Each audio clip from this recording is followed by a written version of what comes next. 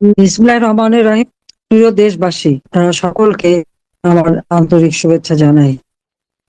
এই যে ঘৃণ্য অপরাধ যারা করে যাচ্ছে, আজকে হয়তো তারা ক্ষমতা এসে ভেবে যাচ্ছে যে এটা তাদের চিরস্থায়ী বন্দোবস্ত।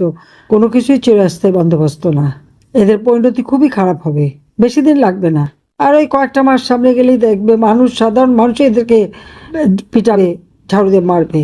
জুলাই কি অভ্যুত্থান, বিপ্লব, কিসের বিপ্লব? তো খুন খারাপই করেছে, সব খুনি। বিপ্লব কখনো এইভাবে হয় না। তারা তো খুন করেছে, মানুষকে একের পর এক হত্যা করেছে, যে জন্য এই সমস্ত অপরাধীদের দায় মুক্তি দেওয়া হয়েছে। খুন, অগ্নিসন্ত্রাস, এই ধরনের আইন শৃঙ্খলা নিজের হাতে তুলে নিয়ে পিটিয়ে পিটিয়ে মানুষ হত্যা করা, কোপানো, চাইনিজ করে দিয়ে কোপানো, নানাভাবে মানুষের উপরে যে জুলুম অত্যাচার করেছে, সেই 7.62 বুলেট ব্যবহার করে মানুষ খুন করা, এই সমস্ত হত্যাকাণ্ডই তো তারা করেছে এবং নির্যাতন করেছে। এমনকি মারার পরে যখন আহত, তাকে চিকিৎসাটা বন্ধ নিতে দেয় না, অ্যাম্বুলেন্স থেকে নামিয়ে মারে, অ্যাম্বুলেন্স ভাঙে, হাসপাতালের থেকে সেখানে যে মারে। এ কী বর্বরতা, কি জঘন্য এগুলি! এরা জানোয়ারেরও অধম। এদের কোনো ক্ষমা নেই, বিচার একদিন এদের হবেই, জনগণই বিচার করবে। ওরা যেমন মব করে, ওই মবের হাতে ওরা যদি সাজা না পায়, তো আমি কি বলছি, অবশ্যই তারা সাজা পাবে, জনগণই ওদেরকে পিটাবে। আমরা এর তীব্র নিন্দা জানাই। আজকে বাংলাদেশটাকে ধ্বংসের পথে নিয়ে গেছে। ঘরে বিদ্যুৎ নাই, খাবার নাই, কাজ নেই, যুব সমাজ কাজ পাচ্ছে না, ইন্ডাস্ট্রি বন্ধ, শ্রমিকের কাজ নাই, সার নাই, সেচ দিতে পারে না, কৃষক ফসল তুলতে পারে না, মাঠের ফসল চিটা হয়ে যাচ্ছে। আমি জানি না সামনে মানুষকে কি দিয়ে খাবার দেবে, কিভাবে চলবে। ভ্যাকসিনের অভাবে শিশুকে হত্যা করলো, ভ্যাকসিন কিনতে পারেনি। কেন কিনতে পারেনি? এখানে আমার প্রশ্ন। 2024-25 অর্থ বছরে আমি বাজেট দিয়ে যাই, 7,97,000 কোটি টাকার বাজেট।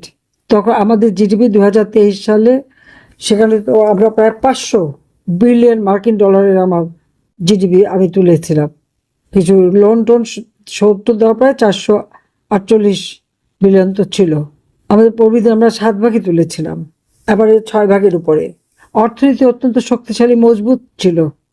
আজকে সেখানে দারিদ্রের হার বেড়ে গেছে, হতদরিদ্রের হার বেড়ে গেছে, কোনো বিনিয়োগ নাই, আমদানি নাই, রপ্তানি নাই, সব কমে গেছে।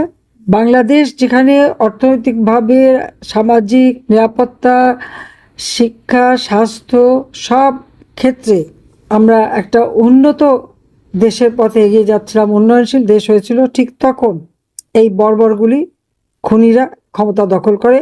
সবচেয়ে বড় বাটপার হলো ইউনূস। সারা বিশ্বকে সে সবার সাথে বাটপারি করেছে, একটা মিথ্যা আবহাওয়া সৃষ্টি করেছে, সব জায়গায় একটা ভালো মানুষের চেহারা নিয়ে এসেছে, কিন্তু তার সেই বিভৎস চেহারা আজকে জনগণের সামনে। একের পর এক মিথ্যা কথা বলা ছাড়া তারা কিছুই করেনি।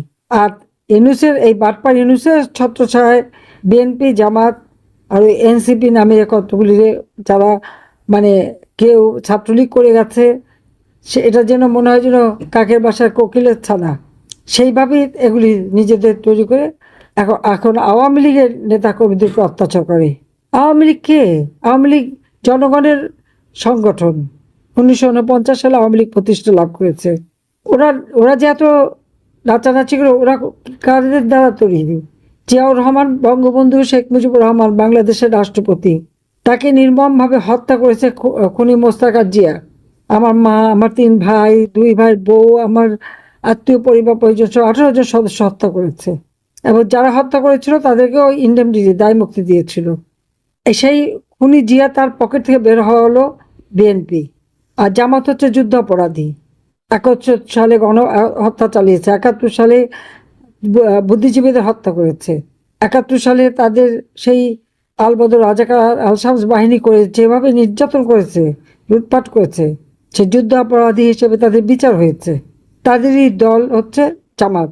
কাজে এরা, আর এনসিপি তো অবৈধভাবে ক্ষমতা দখলকারী, ইউনূসের হাত দিয়ে অবৈধ দল। এদের কোনো জনগণের কাছে কোনো তো অবস্থান নাই। ক্ষমতা আসতে না আসতে অজস্র টাকার মালিক, জনগণের পকেট খালি। ওই ইউনূস, তারেক আর তাদের চালা চামুন্ডাদের পকেট ভারী। আর এদিকে অত্যাচার করে আওয়ামী লীগকে ফ্যাসিস্ট বলে। ফ্যাসিস্টকে তুলনা করে দেখেন তো, আওয়ামী লীগ আমলে 15 বছর 7 মাস আমরা ক্ষমতা ছিল, আমরা দেশের উন্নতি করেছি, মানুষের জন্য কাজ করেছি। ওই প্রতিহিংসা পরায়ণতা আমাদের ছিল না। কিন্তু এখন যখন আমার নেতা কর্মীদের উপর চরম নির্যাতন করে, ঘরে ঘরে আজকে আজকে শিশু হত্যা করলো তারা ভ্যাকসিনের অভাবে, সমস্ত টাকা মেরে খেয়েছে। 41,000 কোটি টাকা আমি বাজেটে রেখেছিলাম এই ভ্যাকসিন সহ চিকিৎসার জন্য, সব টাকা মেরে দিয়েছে। আর শত শত মাইল কোল খালি করেছে। আর তার উপর আমাদের প্রায় 10,000-এর উপর আমাদের নেতাকর্মী, তাদেরকে হত্যা করে, তাদেরকে গুম করে দিয়েছে। লক্ষ লক্ষ নেতাকর্মীর বিরুদ্ধে মামলা, মামলার তো কোনো সীমা নেই। আর সব হত্যা মামলা বাংলাদেশের সবচেয়ে সস্তা। তো এদের অন্যায় অবিচার যে পর্যায়ে চলে গেছে, এদের পতন খুব অবশ্যম্ভাবী, এবং পতন তাদের হবেই হবে। আমাদের মধ্যে মিথ্যা অপপ্রচার চালিয়ে যেটা করেছিল তারা নিজেরাই নিজেদের মানে অপকর্মেই মানুষের কাছে তারা আজকে হেয় হয়ে গেছে। এবং তারা যেটা মিথ্যাবাদী, খুনি, জঙ্গি, আজকে জঙ্গিদের রাজত্ব। কিন্তু আমি যে 1400 লোককে মারলাম তার তালিকা তো দিতে পারলো না। আমি কেন মানুষ খুন করতে যাবো? আমি মানুষ খুন করি নাই, আমি মানুষকে বাঁচিয়েছি সবসময়। কাজে আমি আজকে এটাই বলবো যে এদের নির্যাতন অত্যাচার চরম হয়ে গেছে। আজ ঘরে বিদ্যুৎ নাই, পানি নাই, খাবার নাই, সার নাই, সব দিকে নাই নাই নাই।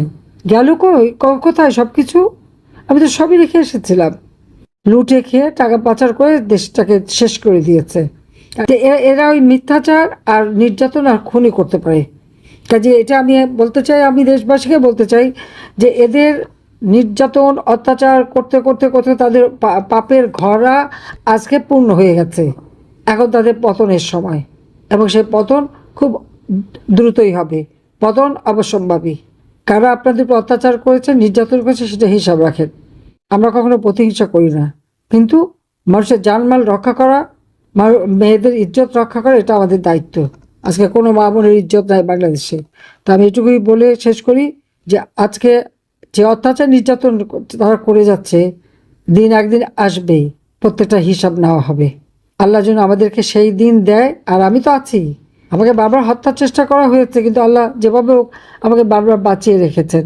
কারণ বাঁচিয়ে রেখেছেন একটাই কারণে, আমি জানি আজকে যাদের চেহারাটা পরিষ্কার হয়ে গেল, ওই আলবদর রাজাকার, আল শামস আর পাকিস্তানি হানাদার বাহিনীর যত জারন্তানরা, তাদের চেহারাটা মানুষের কাছে উন্মুক্ত হয়ে গেল।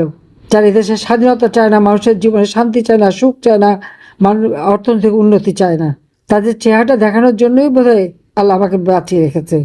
আবার আমরা বাংলাদেশকে উন্নত করব, আবার বাংলাদেশের মানুষ সারা বিশ্বে ইজ্জত পাবে, সম্মান পাবে, মাথা উঁচু করে চলবে।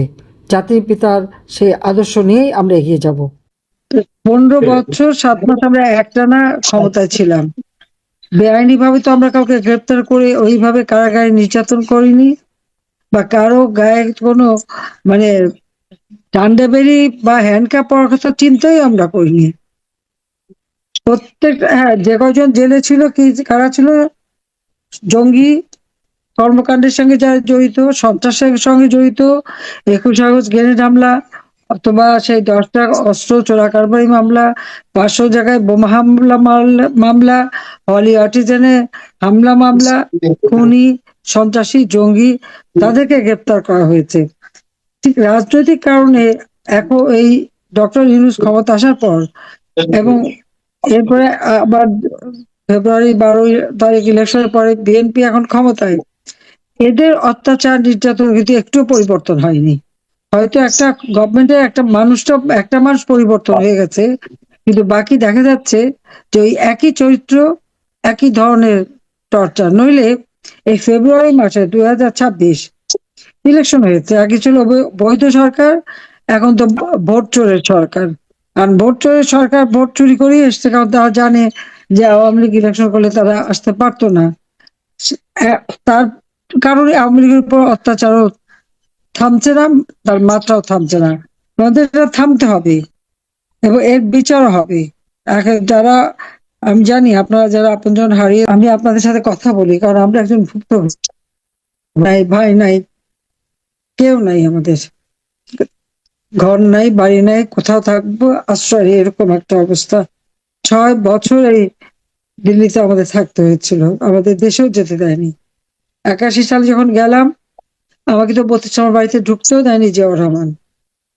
রাস্তায় বসে আমার বাবা মার জন্য আমার মানে মোনাজাত করতে হয়, মিলাদ পড়তে হয়, এই অবস্থা ছিল। ধৈর্য ধরে আপনাদের সকলের সহায়তা, বাংলাদেশের মানুষের সহায়তা নিয়ে আল্লাহর রহমতে আমার বাবাদের হত্যাকারী যাদেরকে ইন্ডেমনিটি দেওয়া হয়েছিল বিচার হবে না, তাদের বিচার করেছি, যুদ্ধাপরাধীদের বিচার করেছি, দেশের উন্নতি করেছি। এটাকে অস্বীকার করতে পারবে না যে বাংলাদেশটাকে আমরা অর্থনৈতিকভাবে উন্নত করে দেশের প্রত্যেকটা মানুষের মুখের খাবার, তাদের চিকিৎসা, তাদের স্বাস্থ্য, শিক্ষা, সব ধরনের ব্যবস্থা এবং ভূমিহীনদের ঘর বাড়ি করে প্রতিটি মানুষের ঘরে বিদ্যুৎ দিয়ে আমরা দেশে উন্নতি করেছি, মানুষ তার সুফল পেয়েছে। কিন্তু যেদিন থেকে এই চক্রান্ত যে মানে কত বড় একটা আন্তর্জাতিক চক্রান্ত, এখন তা আস্তে আস্তে বের হচ্ছে কথাগুলি, যেই চক্রান্ত করেই আমাদের ক্ষমতা থেকে সরালো। আমি জিজ্ঞেস করতে পারি যে আমেরিকা বলে এইভাবে কুপিয়ে কুপিয়ে রাস্তার মধ্যে কাউকে মারা, এটা তো হয়নি। বা কারাগারের মধ্যে এইভাবে কষ্ট দিয়ে দিয়ে বিনা চিকিৎসা মারা, এবং খালেদা জিয়া যখন অ্যারেস্ট হলো, সে নিজে চলতে পারে না, তার অনেক অসুবিধা, তাকে মেড সার্ভেন্ট নিতে চাইলো, সেটাও অনুমোদন দিলাম। পরবর্তীতে তাদের বলছিলাম যে আপনারা জামিন চান বা রাষ্ট্রপতির কাছে চিঠি দেন, তারা জামিন চাইলো না। তখন খালেদা জিয়ার বড় বোন, বোনের জামাই এবং ভাই, ছোট ভাই শামীম ইস্কেন্দার আসলো আমার কাছে। আমি সরকার প্রধান হিসেবে যতটুকু ক্ষমতা আমার আছে সেটা দিয়ে তার সাজা স্থগিত করে দিয়ে তাকে বাসায় থাকার অনুমোদন দেওয়া হলো। এবং সে বাসায় তো ফ্রি ছিল, তাকে কোনো হাউস অ্যারেস্ট করা হয়নি, সে ইচ্ছা মতো চিকিৎসা নিতে পারতেন। বাইরে থেকে ডাক্তার এসছে, আমেরিকা থেকে ডাক্তার আসছে, এবার কেয়ার হাসপাতাল বাংলাদেশের সব থেকে মানে যে হাসপাতাল মানে খরচ বেশি, সেই হাসপাতালে, বিশেষজ্ঞ হাসপাতালে সে চিকিৎসা নিয়েছে। তার চিকিৎসা, তার ডাক্তাররা যে কোনো সময় তাকে দেখতে যেতে পারতো, তার বাসায় আত্মীয় স্বজন আসতে পারতো, কোনো রকম তারা বাধা দিয়ে আমরা দেই নাই। অথচ আমাকে তো হত্যার চেষ্টা তারা বারবার করেছে। এই খালেদা জিয়াই তো, খালেদা জিয়া বলছে আমি শেখ হাসিনা কোনোদিন প্রধানমন্ত্রী দূরের কথা, বিরোধী দলের নেতাও হতে পারবে না। এরপরই তো গ্রেনেড হামলা, আমার উপরে আমার যে সিকিউরিটি ছিল সব প্রত্যাহার করে নিল সরকার পক্ষ থেকে। 2003 সালে সেই সিকিউরিটি প্রত্যাহার করলো, প্রত্যাহার করে নিয়ে মানে আমাকে যাতে খুব সহজে মারতে পারে, গ্রেনেড হামলা প্রকাশ্য দিবালোকে। সেই হামলার ব্যাপারে পার্লামেন্টে আমাদের কথা বলতে দেয়নি। কথা বলতে গেলে খালেদা জিয়া, তার অন্যান্য সদস্যরা, মন্ত্রী সব বলল